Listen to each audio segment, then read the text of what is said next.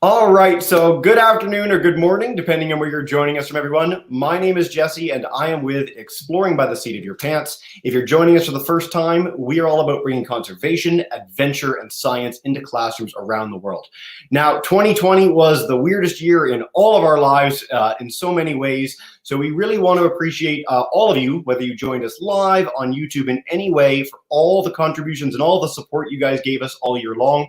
We did over 500 broadcasts in 2020 on every topic you can imagine, over 400,000 YouTube views. So thank you guys so much for tuning in and continuing to join us as we celebrate such amazing speakers from across the globe. So today, I was going to start with an intro saying that 2021's been a bit of an odd year. We're going to start out with this really cool, unique presentation. But alas, I don't know if they're having major tech difficulties or what the situation may be, but we are not going to be joined live by the Toucan Rescue Ranch today. I am very sorry about that.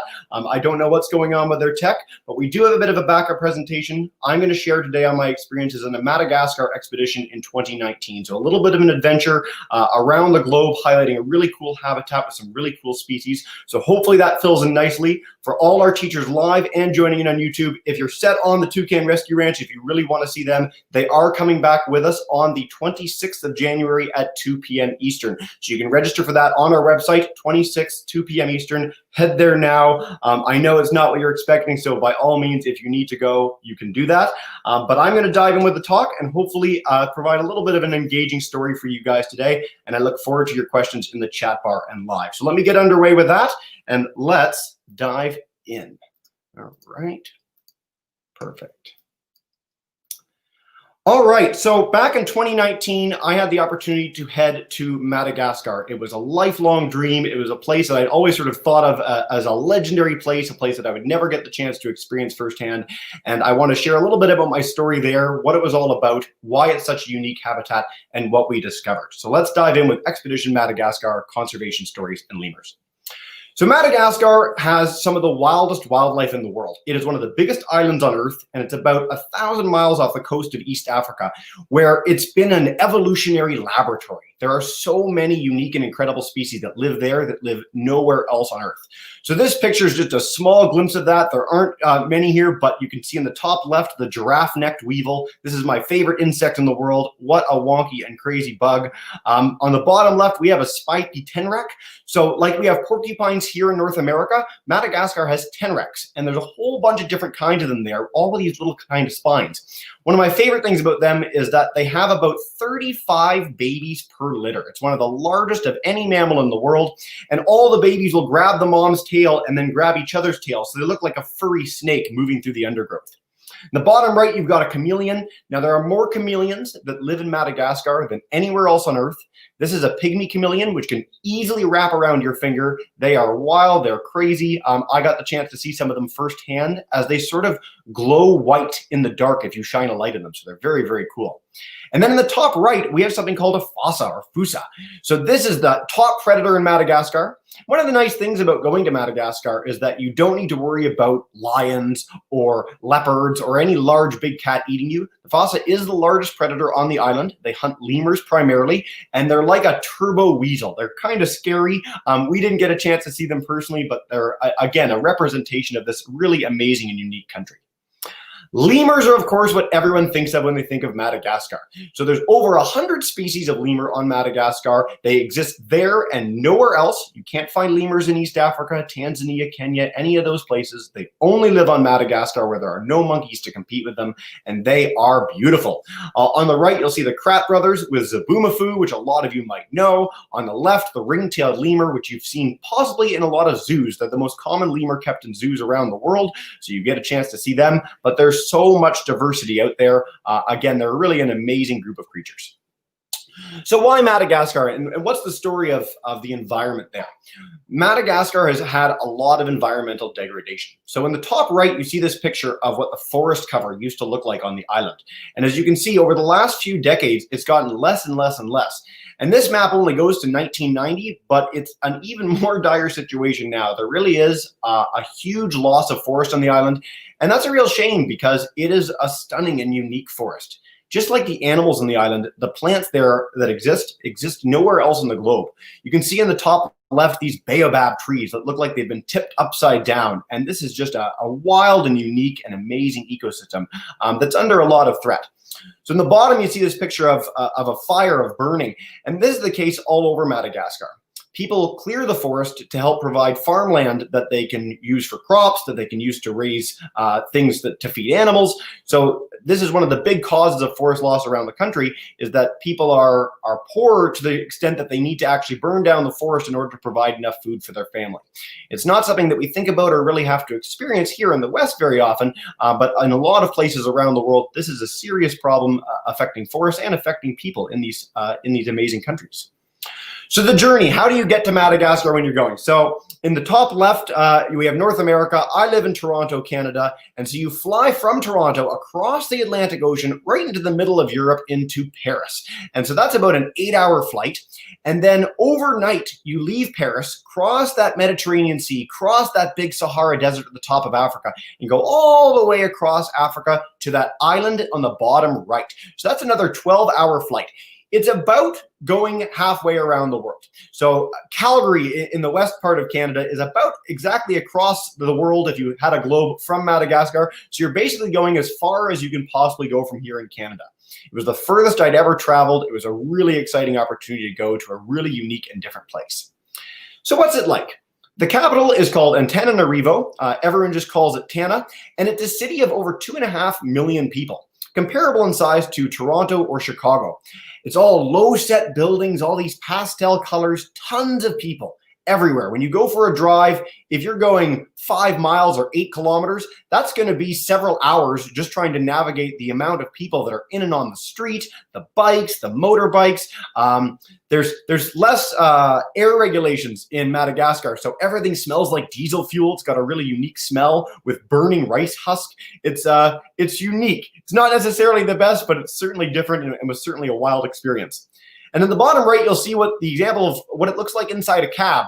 So several times we had to drive places in the city, and the cabs will be missing door panels or chunks will be missing out of the floor. It's a harrowing and interesting experience to drive in Madagascar. So where were we going? Antananarivo, the capital, is sort of right in the middle on the right side of the island. And where we were going on this left picture, in the top left, there's that big red rectangle. That's called Nkarafansk National Park. So that is a 9-hour, truly spellbinding, it's beautiful, but also terrifying drive on one of the major highways to get to this incredible park. And it's a dry forest. So it's like some places that might exist in California and other places around the world. It is stunningly beautiful. The bottom right is the view outside the place that we got to stay while we were there prepping and getting ready for our expedition. And that backs out onto a lake filled with crocodiles, all sorts of incredible birds. There was a bird called a crying baby bird that literally goes, wah, wah, and there would be 50 of them in a tree outside our door, big lizards, snakes, all sorts of incredible creatures in the park. So we were getting ready to go on a transect of this park, which means that we did a walk around the entire circumference of the park.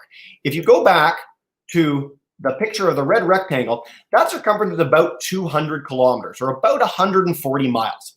And so the plan was over a period of about 14 days, we would walk this distance every day and camp out in local villages. So we'd have translators with us that were able to highlight what they were talking about, that were able to translate for us. We would have interviews with local community members, and we get the chance to do lemur surveys, looking for lemurs in the forest. So we got ready, we headed out, and on the bottom right is the first camp that we came to. So this was a village that had basically never seen white people or not seen white people in many, many years. So we were the source of a lot of curiosity for the village. When we set up our tents, when we ate food, we'd have 50 or 100 people standing around us in a circle looking at everything we did. It was quite fascinating. Again, a really, really unique experience. So as we're walking, what are we seeing? Madagascar and Nkarafansk National Park is wildly diverse. There's all sorts of incredible habitats. So we had dense rainforest-looking areas that we'd walk through on the top left. We'd have these baked plains that looked like Saskatchewan or the heartland of the United States, where it was grass for miles in every direction. In the top right, you see this picture with all these little pyramids in it. Well, those are termite mounds. In Canada, I'm really used to ants, but I'd never seen a termite firsthand. In Madagascar, they are everywhere. There are more termites than anything. You'd have thousands of these termite mounds as far as the eye can see in every direction. And at the bottom left, we have something called a lava cut. So you're walking along this plain. You've walked for 10 kilometers, 7 miles or so, and suddenly there's a big 70-foot deep pit that goes for 10 miles into the distance. And it's wild. This is literally the land sort of eating itself, falling in on itself and collapsing. So these lavaca were really a major feature of the landscape. The people. So the top left, we have our expedition team. Travis Steffens is in the middle. He's part of a nonprofit called Planet Madagascar, an amazing organization. He led and spearheaded this expedition. Megan Allward's beside him. I'm the goofy guy on the left. And we are joined by Hassana and Jean-Paul. So they helped translate for us. They helped make us feel welcome in communities. They helped explain what we were doing to all the communities that we went to. Really, really incredible group of people. And on our journey, we were able to meet all these amazing villagers who may not have spoken English, but were captivated by the story of what we were out there doing. They wanted to understand what we were, why we were there in the first place, helped us find lemurs, helped us, live through this expedition, found food, helped clear camps. A really, again, incredible opportunity to see a whole bunch of unique people on the other side of the globe. The bottom right was pretty indicative of the sort of response we get in villages as we pass through as part of our Explorers Club expedition. So really, really special to have the people there. Hello, Jesse. Hello. Oh, Daniel's here. Let me Hi. Hello. Hello. How's it going? It's going great. Sorry, apparently the link wasn't working. That's okay. Well, you're in. Well, we're in. People have to hear about Madagascar a little bit later then. But for everyone who was sticking around, thanks for listening to that. But we've got Daniel here from the Rescue Ranch, so we can switch gears entirely and go learn about some of the animals there. So Daniel, thanks for coming in. I'm glad you made it. Sure. We're just hearing about your trip and everything, but I was just waiting for the right moment to go in.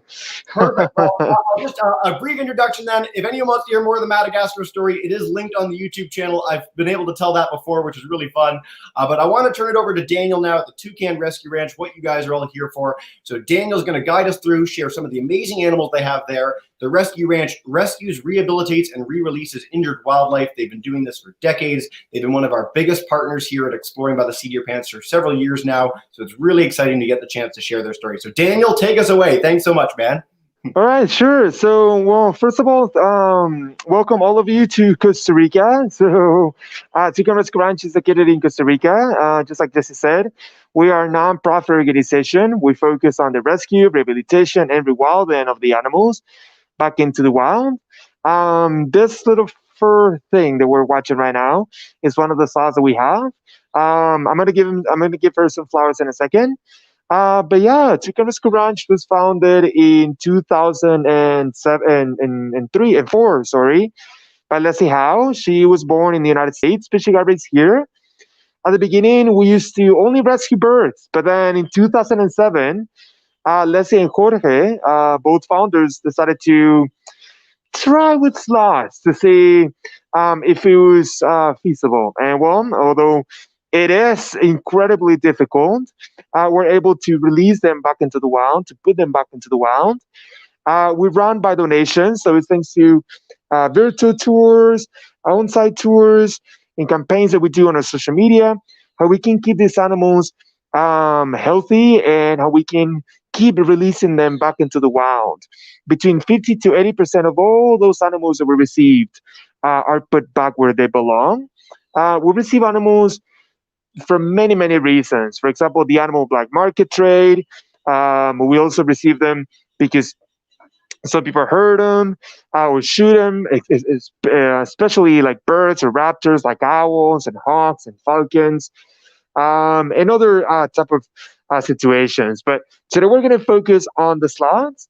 We usually show you guys the sloths that are really active. However, the weather is not cooperated today. It's quite rainy today, really windy. Wind gusts to like 30 miles per hour. Not too much, but still to make it fairly cold here in the mountains. And I mean fairly cold, 60 degrees. But we have some viewers are joining from north of North America, so I can imagine actually 60 degrees for you guys is warm. But here in the mountains, it's kind of like chilly. And the sloths, although they do tolerate this type of temperatures, usually they just go to sleep and they try to stay in a ball to save that energy. So Jesse, just one question. I have the camera right now in vertical, but I don't know if this will work for you guys or that will be inverted. Let's see. Yeah, it didn't switch, so it just stayed vertical, unfortunately. All right, so let's just stay that way. All right, so over here we have Mariela. Sorry about that wire. So this is Mariela. Now Mariela is a two-finger sloth. What I'm gonna do is that I have a flower right here ready just for her. So let's see if she wakes up. Oh, hello. There she is. So Mariela, like I mentioned, is a two-toe sloth. Now in Costa Rica, we have different species of sloths. Well, we actually have two only. We have the two-fingered and three-fingered sloths. Now you probably heard of the term two-toed or three-toe sloth.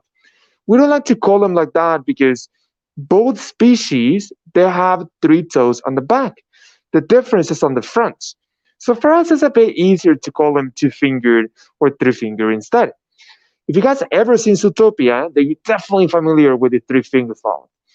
Those ones are the ones that show up pretty much in every single advertisement about Costa Rica.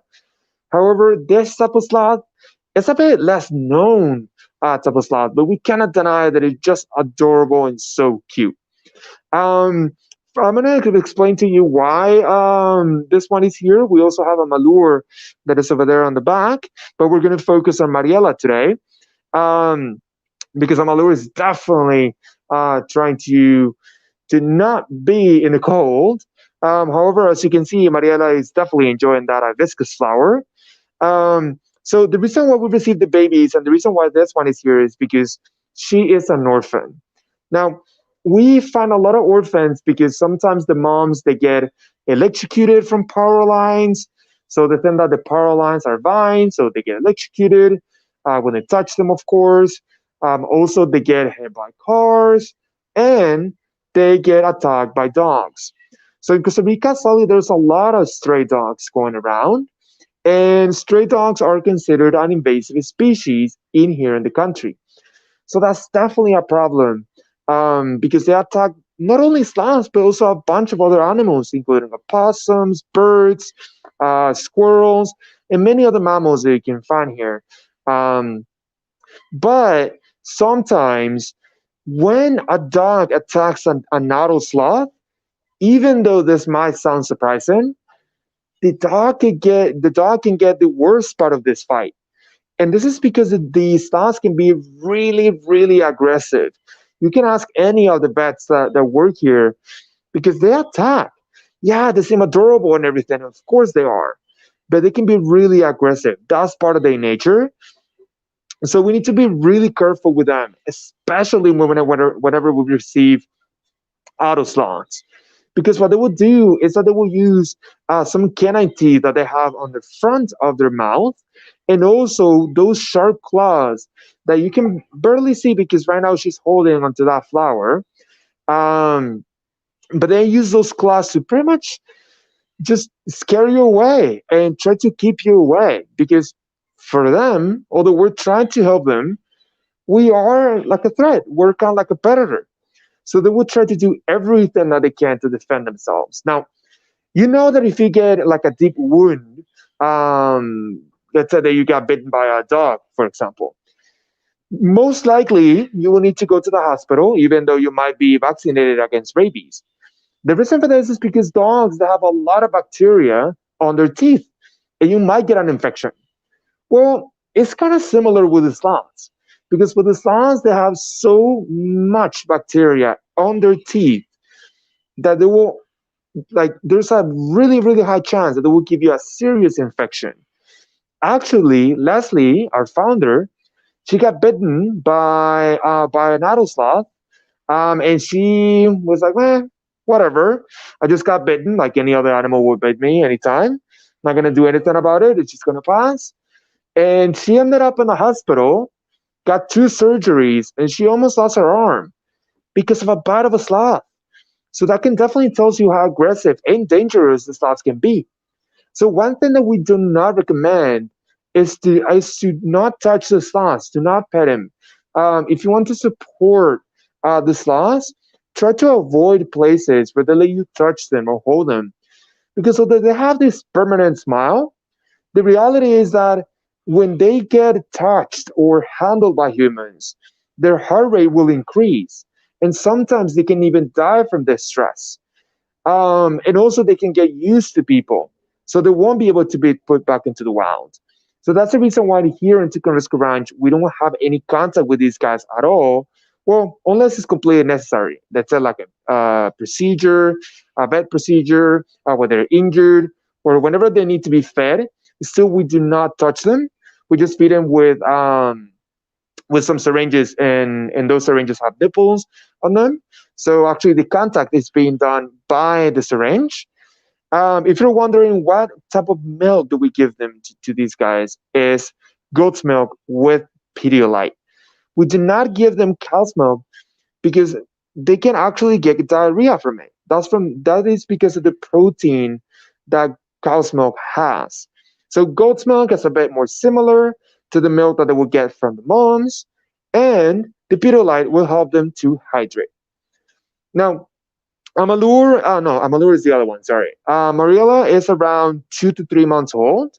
So, and I mean not me though. I mean the vets they feed her milk, but she's getting the transition to some leaves. So I have some leaves over here that I'm gonna give her in just a few seconds. So she's getting into that transition from getting milk to leaves. When they come here, they need to go through a whole process that we like to call preschool, elementary, high school, university. Right now, we're in elementary. So when they get to elementary, when they get to university, is when we put them back in the wild. That's in our release site. That is the Sarapiquí, or in the Caribbean area. We're in the middle of Costa Rica. We're in the mountains or in the highlands. But then they get to the lowlands, where is where they're gonna be. Ooh, look at her. She's getting a bit active right now. So over here, you can see, well, briefly, but they have 3 toes, but they have 2 fingers right there. So you can see the difference that is actually right there on the front. And those claws, like I mentioned, they can be really dangerous. Now, probably some of you are wondering, why are sloths so slow? Well, the reason why sloths are so slow is because of their diet. So, if you're familiar with the term herbivore, you probably already know what that means. So, herbivore means that they eat leaves. So, leaves, they're not really high in energy, but it's the most available food that they can find, because they also are arboreal. That means that they will stay on the trees. They live, and they're pretty much designed, if you will, to stay and live on the trees. Where obviously there's a lot of leaves in the trees, so they get the energy from the leaves. Now the leaves, they don't have a lot of energy, and also it takes a lot of energy to break down those leaves. So they're really slow because one, they don't get a lot of energy from those leaves, and second, the energy that they barely have is used to digest the food. So something that is surprising is that a whole meal consistent of leaves, it would take a whole month to digest, which is really insane. I mean, in comparison with humans, it takes like 12 to sometimes even 24 hours. I'm not a human physician. I'm a biologist, but I think that is between 12 to 24 hours. But sloths, 1 month is a long time. And because of this, and also because the metabolism is really slow, they will they will go to the bathroom like every week, or sometimes they can even hold there for up to 2 weeks, which is really, really impressive. Now, there's 2 reasons why they only go to the bathroom once a week or every 2 weeks. You already know one reason. The metabolism is really slow. But the second reason is that going to the ground, where they poop, is where you can find most of the predators. For example, jaguars, ocelots, a snake sometimes, opossums, coyotes, dogs. That's where you can find most of the predators. So they will reduce the amount of times that they go to the bathroom, So that way they will expose, or they will be less exposed to the predators. Some of you also might be wondering, well, why they just poop on the spot like birds do? Well, they don't poop on the on like where they are in the trees, because unlike birds that they can just fly away really quickly, if there's a predator going on the ground and they don't see it and they just poop, well, the predator is just gonna look up and then it's gonna identify them really quickly. But whenever they go to the ground, they're just gonna be in one spot and then they can just move as quickly as they possibly can up in the tree, where it's gonna be way more difficult for the predator to see them. Also, there are some sloths that are known to dig their poop and hide it with a little tail that they have. But that is not this type of sloth. It's actually the three-tailed sloth, and that's the one that we're gonna see in just 1 second. So right now she's hiding under the leaves because she's eating the leaves. So she's in that. Let me just move this chair, and we're gonna go on that side. But over here we have a bunch of leaves that they come from our rewilding site in the Caribbean. So those leaves, we cut them from the trees that are around the release site. So that way these guys that will be already used to being on that diet. So you already saw the two finger sloths. So Toby is going to bring us the three finger sloths really briefly, because the three finger sloths, they are not used to this type of weather. They don't like the cold. So right now they're inside of the sloth house right there. So we're just going to see some three finger sloths really, really quickly. And then we're going to go back to Mariela, that is being really, really active today. Usually more than I was expecting. So that's really good. So we're just gonna wait a couple of seconds, and then Toby, that he's a slot tech. Yeah, that's actually a job. That's a really cool job, a slot technician or the slot rehabilitation intern. He's gonna bring the baby slots in just 1 second. So this one is enjoying this leaf. This leaf is called poro. So that's one of the ones that they enjoy the most. But they also eat guarumo. Well, not these ones, but they also love apple trees and also mango. All right. Yeah, just put them on the ground. Yeah, thank you. All right. So here they are. So these ones are the three finger sloths. So as you can see, big difference, right? So the ones that we were just watching, this one right here, you can see that they're brown, a bit smaller. However, these ones are a bit bigger. Well, first of all, because they're older, but second, because these guys are a bit larger. So they have 9 vertebrae, so they seem a bit larger, but the other ones are a bit more chubby. Now, the three finger sloths, you can only find them in the Caribbean and in the Pacific. That's it. You cannot find them in the highlands at all.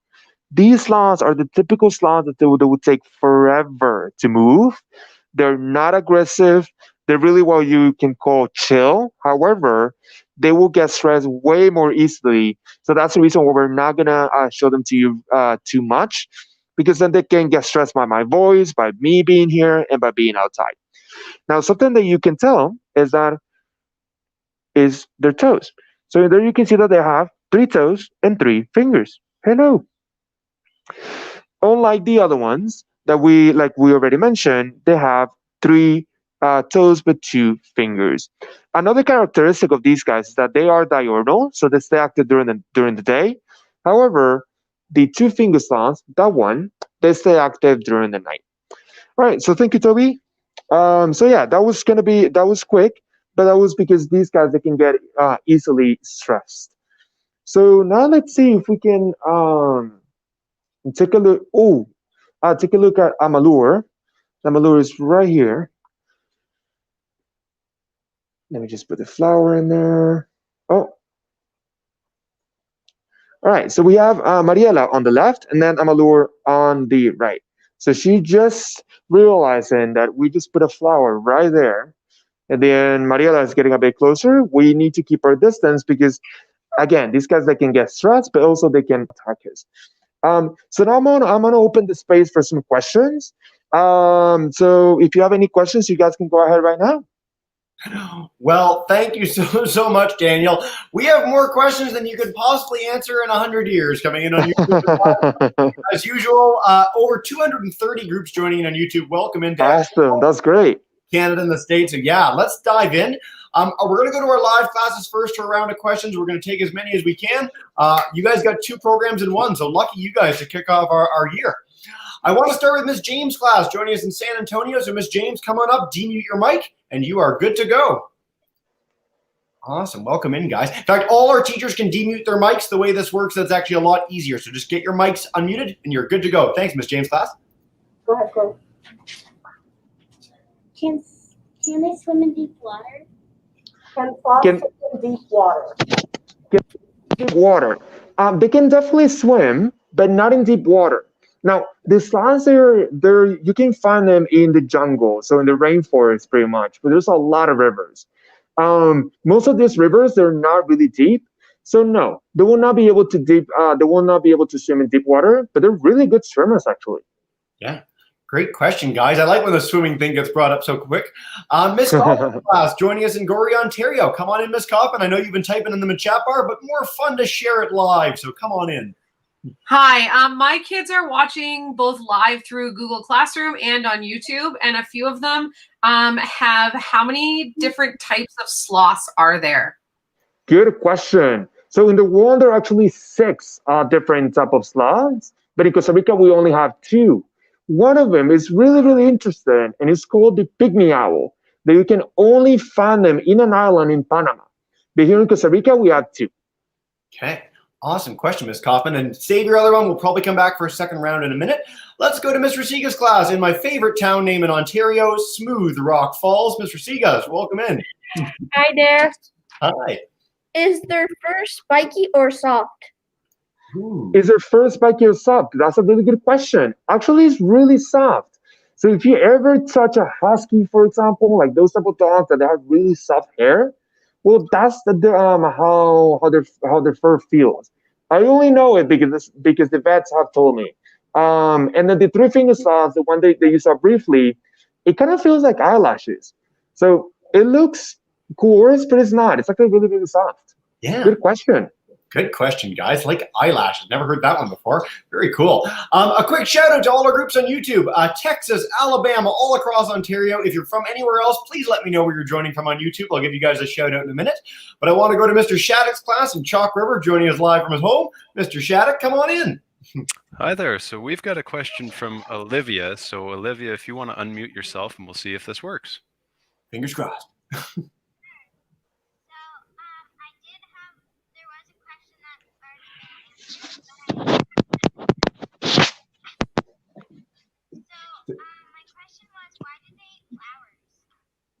So why do they eat flowers? That's a really good question. So yeah, so the reason why they eat flowers is because flowers, just like chocolate, it can give them, well, at least for us though, not they don't eat chocolate, don't get me wrong. But flowers, they give them a boost of energy.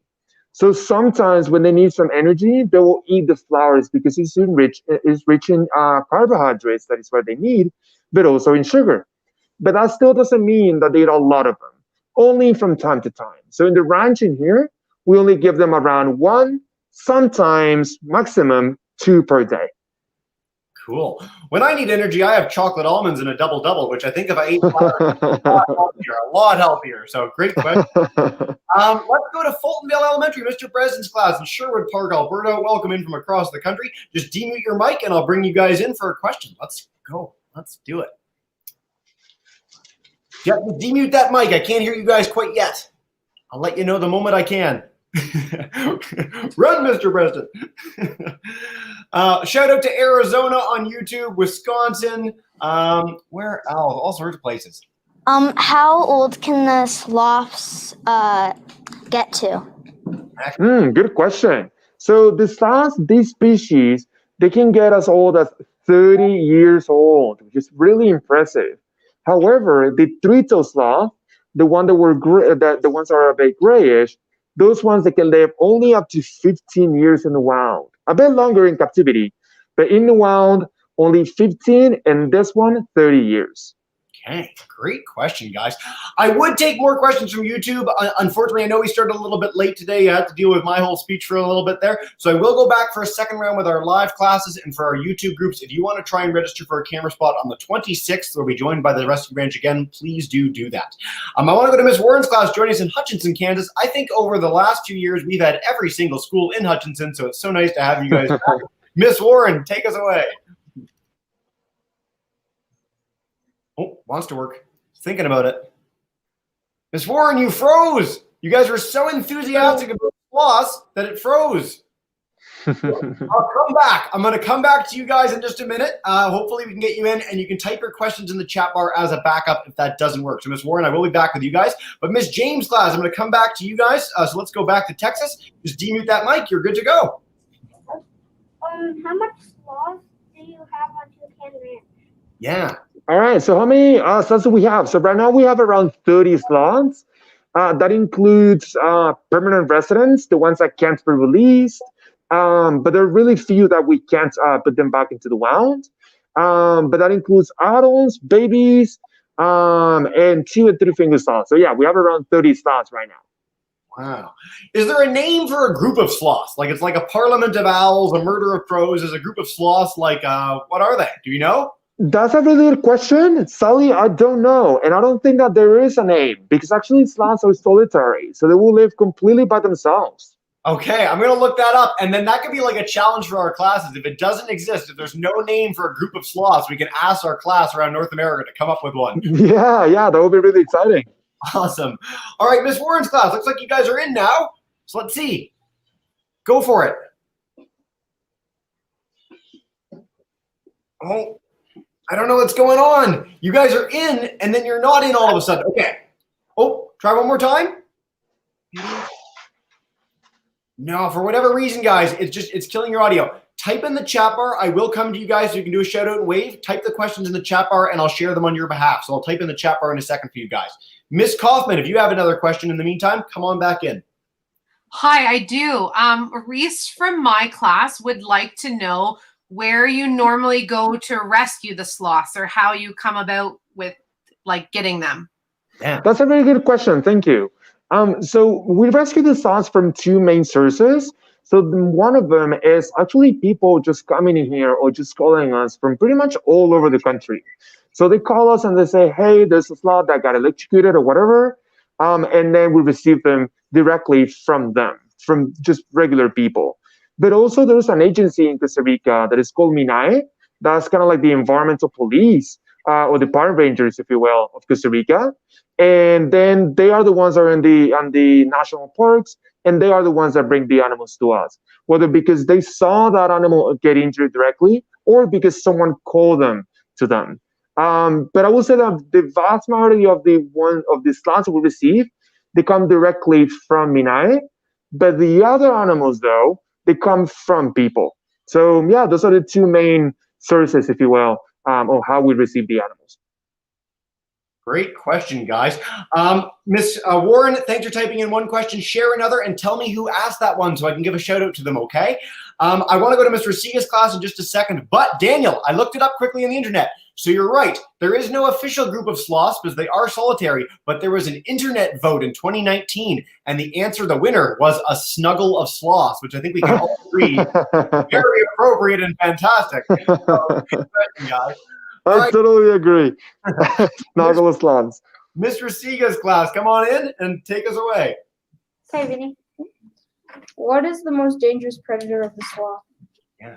Very good question. So what's the most dangerous predator of the sloths? So in South America, it's actually the harpy eagle. The harpy eagle is the biggest eagle in the world. They're really massive. But in Costa Rica, they're believed to be locally extinct, meaning you cannot find them anymore. The last time the one was seen was in 2016. So right now, we think that the main predator, and they don't get a lot of predators though, but the main predator might be the ocelot. The ocelot and the jaguars. But thankfully, they don't get attacked too often because they're really good at camouflage. Yeah. I just put it in the chat bar on the bottom, Harpy Eagle. I really encourage you guys to look them up when you're done. I know that we're all fond of sloths right now and that Harpy Eagles eat them, but they're an amazing bird, incredible bird. Great follow-up to this to highlight some of the incredible wildlife in this part of the world. So do check that out.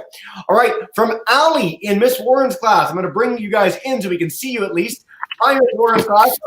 Oh, Allie wanted to ask. Yeah, it cuts out the audio the moment we come to you.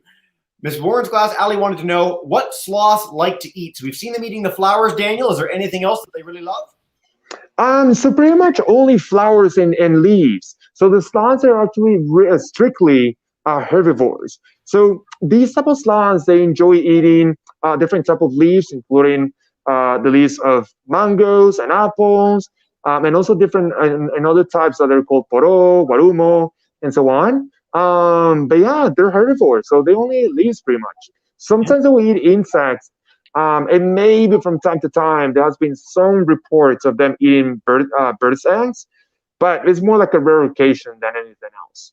Yeah, excellent. Thanks, Daniel. And a follow-up from Prince in Miss Warren's class as well. How many times a day do they eat? Okay, so how many times do they eat every day? Well, it will depend on the age. For example, these babies, we feed them like 4 times, if I'm not wrong. However, in the wild, they will only eat 2 times a day, and that's it. They will eat as much as they possibly can in one go, because moving is actually a big risk for them. So if they move, obviously they're going to be visible to predators. So they will usually only eat like 1 or even twice a day, and that's it. But they will eat as much as they can, and then they go. Then they're just gonna go on a part of a tree where they're gonna be perfectly camouflaged. Yeah, perfect. Thanks, Daniel, and thanks, Miss Warren's class. I'm sorry for the tech difficulties, but I really appreciate you guys sharing your questions.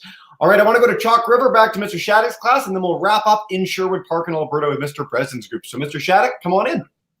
Yeah, thanks, Jesse. So I'm wondering, how long will you keep the baby sloths there? Like, what age will you re-release them? Yeah, so the sloths, when they come here, from 0 to even minus, because sometimes we receive premature babies, they will stay with us, at least the babies though, for 2 years. The whole process takes 2 years because they reach adulthood when they're 2 years old. So we try to simulate as much as we can the environment that they are usually in when they're with their mom, and that's the reason why this structure. But whenever we receive an electrocuted animal, for example, and we need to do an amputation, they will stay an average of 3 to 4 months. But with the babies, they will have to stay for a full 2 years in order for them to get fully grown and fully independent. Awesome question, Mr. Shattuck. And then we're going to wrap up with Mr. Bresden's class. We're going to, his mic's unmuted, so there's no unexpected cardio coming this time. Fulton Vale, come on in, ask away.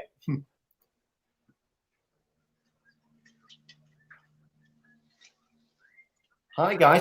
If you are asking right now, I can't hear you right now, unfortunately. I don't know why. Your mic is on. What's your favorite kind of sloth? Perfect. Thanks. Oh, that's a great question. To be honest, the 3-fingered sloth, the one that we barely saw. They're really cute. They have this amazing mask, so they look like superheroes, and they have this permanent smile. So, yeah, I hope these guys are not listening to me, but I like the other ones better. I think they are listening, and you've got to avoid their bite. You spend so much time coming up. But superhero sloths, that's a very good reason, Daniel. So, great questions, guys. You know what? I really appreciate all our class for sticking around. Again, 2 presentations in one. And Daniel, it's always a real pleasure to get to highlight all this great stuff. So thank you so much. Yeah, it's always a pleasure to be here as well, guys, with you guys. Awesome. Before we wrap up and give all our teachers a chance to say a big thanks, I just want to say a huge thanks to over 200 groups joining in on YouTube from all across Canada and the States. Again, odd start to 2021, but we're really excited to start off with baby sloths and get you guys really excited for a year of awesome and exciting programs. We're having the biggest year ever. We've got some major festival programs coming up. We've got the Backyard Bio campaign in May for all you classrooms. So much coming down the pipeline. Stay tuned in our newsletter and check us out for over 25 more programs in January alone. So huge thanks to absolutely everyone. And what we want to do, Daniel, as you know, an old pro at this, I'm going to bring in all our classrooms live. So Ms. James, Ms. Coffin, Ms. Rasiga, Mr. Shattuck, Mr. Bresden, and Ms. Warren to say a huge thank you and goodbye for now. So everyone is in. Thanks so much for joining us, guys. Have a wonderful day. you, guys. Thank you, guys.